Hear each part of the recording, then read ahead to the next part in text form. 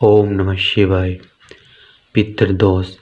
महिलाओं को जब पितृदोष के बारे में पता लगता है, जब वे किसी पंडित पर पूछने के लिए जाते हैं और उनकी राशि में उन्हें यह पता लगता है कि उनके घर में पितृदोष है। जब पितृदोष होते हैं तो उनके कोई भी कार्य पूर्ण नहीं होते, ना ही जो घर के देवी देवता होते हैं वे भी आपके कार्य में सफलता लाने में असमर्थ रहते हैं। और कई तो ऐसे होते हैं जो अपने पितरों का स्थान अपने मंदिर में ही देते हैं, और जो कुछ ऐसे होते हैं जो स्थान ही नहीं देते हैं।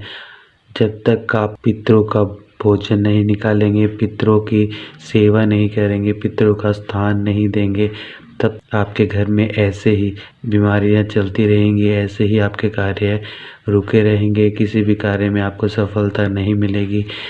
यदि आपको यह बताया गया है कि आपके पितृदोष है तो आप इस छोटी सी और बहुत ही चमत्कारी वशीकरण विधि के प्रयोग से अपने उस पितृदोष को खत्म कर सकते हैं, अपने पितरों को खुश कर सकते हैं। यदि आपके पितृ खुश होंगे तो आप यदि कोई भी कार्य करेंगे, छोटे से छोटा बड़े से बड़ा, उस कार्य में आपको सफलता ही सफलता मिलेगी।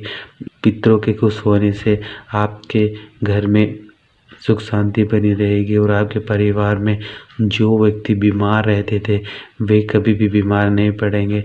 पितरों को प्रसन्न करने के लिए और पितृदोष खत्म करने के लिए आप जरूर करें ये छोटी सी और शक्तिशाली वशीकरण विधि।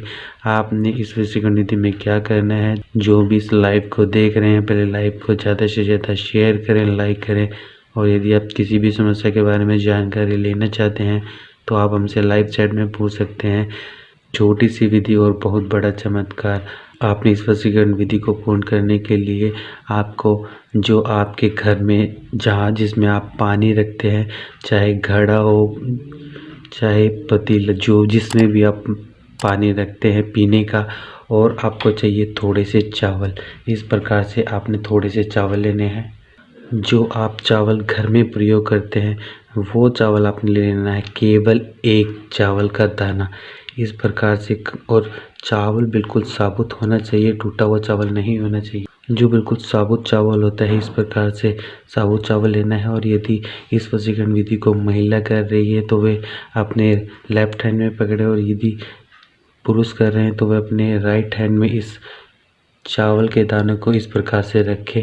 और रखने के बाद आपने क्या करना है, जिसमें आप पानी रखते हैं उस मटके के पास जाएं और अपने उस चावल को आप इस प्रकार से अपने हाथ को मटके के साथ रखें, और इस शक्तिशाली मंत्र का आपने 5 बार जाप करना है, स्वधा स्वधा स्वधा।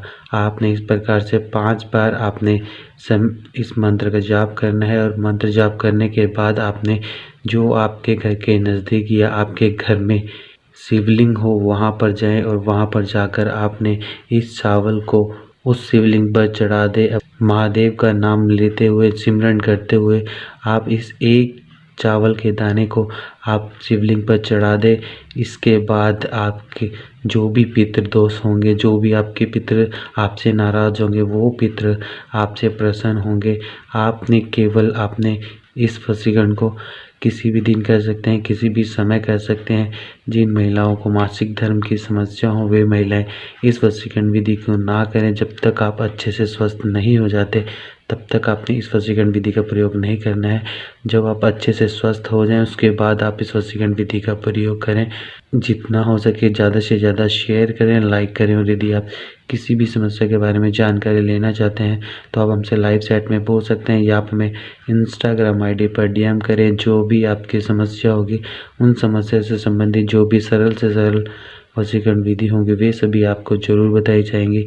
सभी साधक साध्वी इस वशीकरण विधि को ज़्यादा से ज़्यादा शेयर करें।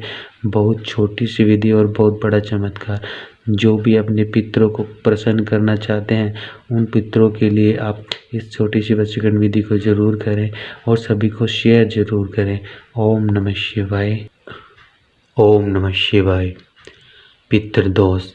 महिलाओं को जब पितृदोष के बारे में पता लगता है, जब वे किसी पंडित पर पूछने के लिए जाते हैं और उनकी राशि में उन्हें यह पता लगता है कि उनके घर में पितृदोष है, जब पितृदोष होते हैं तो उनके कोई भी कार्य पूर्ण नहीं होते, ना ही जो घर के देवी देवता होते हैं वे भी आपके कार्य में सफलता लाने में असमर्थ रहते हैं।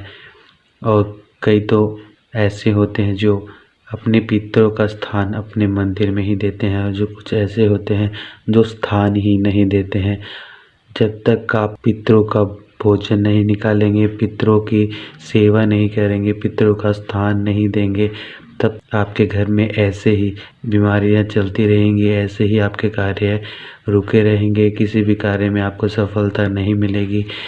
यदि आपको यह बताया गया है कि आपके पितृदोष है तो आप